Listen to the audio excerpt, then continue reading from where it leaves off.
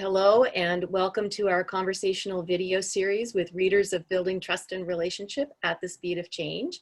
I'm Kathy Jourdain and I'm here with my partner Jerry Nagel and our two guests today, Gail Okerman and Mary Foyle of the Massachusetts Teachers Association. We're going to start by having Gail and Mary introduce themselves briefly to you. Then we're going to get into a conversation about what they've been learning and practicing from the book.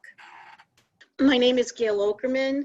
I am an educational consultant. I've been an educational consultant over the past 20 years, working with educators, developing educational workshops and courses throughout Massachusetts and New Hampshire. I'm Mary Foyle. I'm a high school English teacher, and I use a lot of this in my classroom, but I've also been a union president, a department head, and a building rep now, and I currently serve on the MTA board of directors. And so it's really interesting in seeing how the elements of this book can be used in all of those settings to make more open and productive working environments. So I had the pleasure of meeting Mary in person last summer, which would be summer of 2019. She was in a program that I was offering on Worldview Intelligence, had some insights at that point. That led her to following the publication of the book and eventually led us into this conversation, which began very impromptu as Mary was posting on the Worldview Intelligence Facebook group about the use of our book. Gail and Mary, they work in the classroom. They offer professional development to teachers. They are part of the union at the Massachusetts Teachers Association. And so our invitation to you right now is just to talk to us about how you've been using the book, the concepts in the book, what you've been learning from it, or anything else. It's wide open.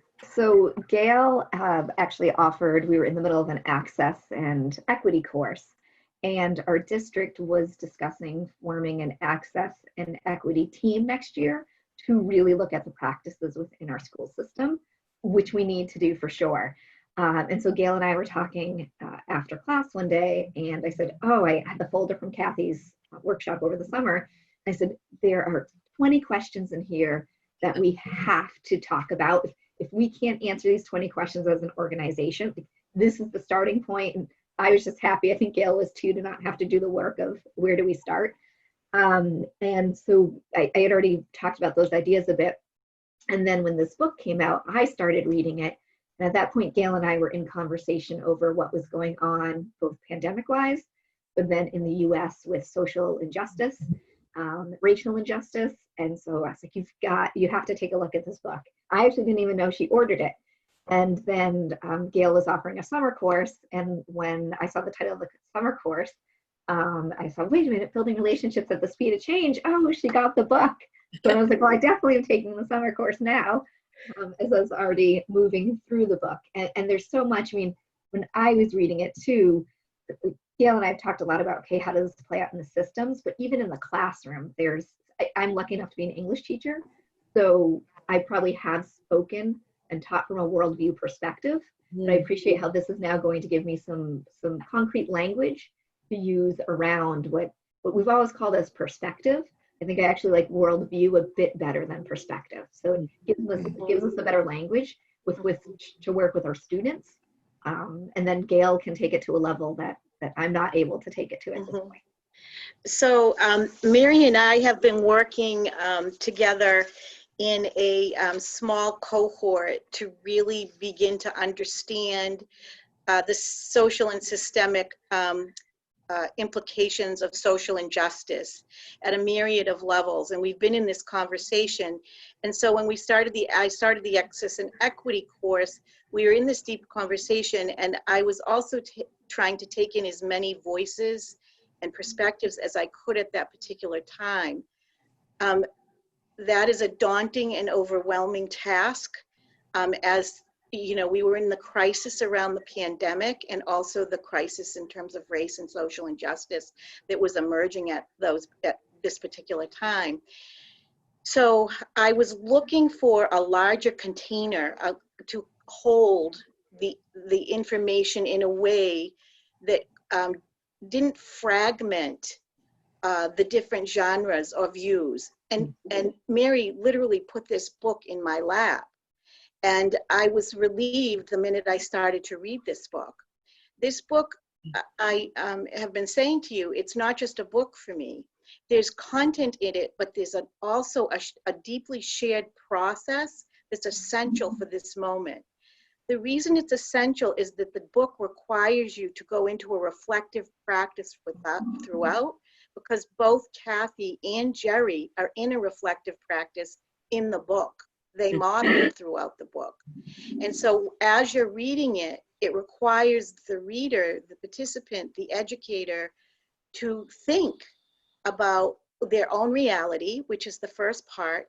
And when I worked with educators in just reflecting upon the reality they're in, something I call the conditions and circumstances under which you find yourself. You can interlace your own language with this language. It's hard to understand unless if you're in PD, you're looking to hold the integrity of your own understanding, at the same time utilizing a format that you know is essential to take in the moment. That's what this book has done for me and for the people that I'm working with. What I found is that educators began to become far more personal and vulnerable in their sharing. To avoid the fragmentation, I need to go to somebody with a different perspective. So I'm more than grateful for the use of this book. So I love about the book, and I'll admit I'm reflective to a fault. I think it sometimes holds me back, but I love the questions at each section. Gail and I are both on the board of our local teachers association. So I have in my notes, the LEA has to ask itself this question. In fact, Gail, ponder this one. I'm really curious from the sections when I just reviewed, within our own local association, we have different worldviews by building. And we're a small district. We're 43 members. We're 4 buildings. And I think I saw some of this as past president, and Gail's been in other buildings. And it's clear during this pandemic, when we're trying to set up an MOA for moving forward into the school year, how different buildings, what they need in order to feel safe, and not just physically. And I'd love us as an association next year to look at how does the high school see itself as an entity within the union, but then how do the 3 other buildings see the high school within an entity? I think this could be some really important work for us to be doing, to then come together as a cohesive, but to see, this building sees you that way, you see yourself that way. How do we create that bridge? So I have a lot of notes with that. I'm teaching next year I've got to get it's a brand new class. I don't know how I'm going to do this in the pandemic. But civic and community engagement. And so it's a lot about civics and community engagement. But throughout my notes, I'm like, I'm going to ask students this question. I'm going to ask students this question. The values section is going to be the first few weeks of my course, because how can you help community if you don't know your own values? But then how do those values go against or mesh with what the community values are? And going back through my notes, that NEASC and what we read about should be setting up our future. How do our practices go against that, or how do our practices mesh with that? I'd be really intrigued to work with administration and say, like, okay, when we look at mission statements, which really become your values, how do your practices show those values? And I'm so interested. I think there's such room for growth, and using this book as a tool for growth. And I hope our district does take hold of it and does some greater work with it. Well, the good news on that is I'm using the book in this next course with the district called The Educator is Change Agent. And the reason I decided to continue using this book, I want people in this moment when so much is being imposed to feel empowered. And the book creates a format for empowering oneself by going back into one's history, right? And looking at what your relationship is with the future. And defining yourself as a change agent. So that's why I said I need the book to reflect where we're at in terms of that future relationship and how we are going to hold vision, not just how we're going to get through this struggle, but we do need immediate solutions to how we're going to get through this struggle. But the book is visionary, and it requires you to hold a vision. There's a line in there. I when I went back today, I had marked off heavily. Are we waiting for the future, or are we finding ways to shape it? And Yes. I want that to be our question for Yes. PD. Yes. One, are we waiting to Yes. react, or are we Yes. finding ways we can to shape what's needed? So what's happened with Mary and I, we've become very aligned, and the synchronicity that we have is so helpful to me. I can't tell you, it's invaluable that we somehow found each other in the I needed it. And I needed it and she needed it, and that synchronicity, and then this other little small group that we're working with has really required us to do a whole nother level of work, and your book's right in there with us. When you're talking about the reality in the future and the relationship together, I'm reminded of how people respond to the framework as being very intuitive, but that people have not thought about chunking it out in that way, or creating like these 6 buckets to work with. And then it's not just the individual dimensions, but it's that interrelationship between them. And so to hear the two of you speak about the book in ways that I feel like Jerry and I experience the work is very, it's not just validating, but it fills me up, because this is exactly what we would have hoped for with the book, and how we sat down to write it once we got to the actual writing of the first draft of that book. It's something just really brief, built on a comment Gail made earlier, and welcome Gail and Mary's thinking. So as we talked about, the 6 dimensions of the worldview intelligence framework were developed by something called the Worldviews group, led by a philosopher called Leo Apostle. And he began that work in 1990 because he was deeply concerned the world was becoming increasingly fragmented.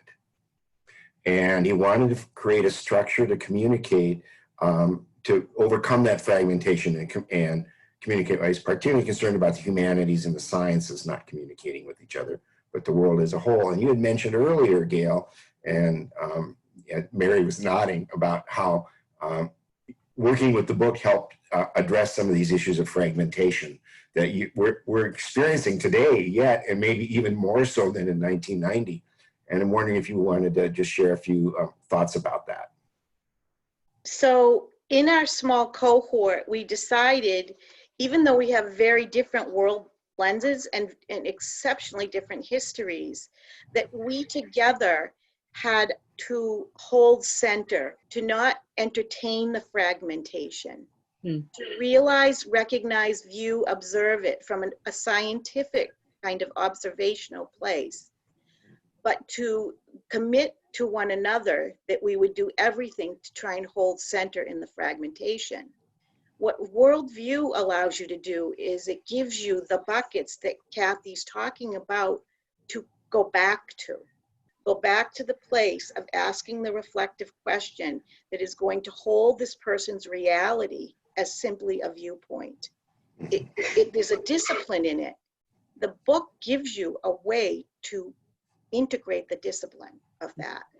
Yeah, and the idea of, and Gail's really good at saying this too, but the idea, especially when you might be discussing something with someone who disagrees, coming from a place of curiosity of why does the individual have that belief?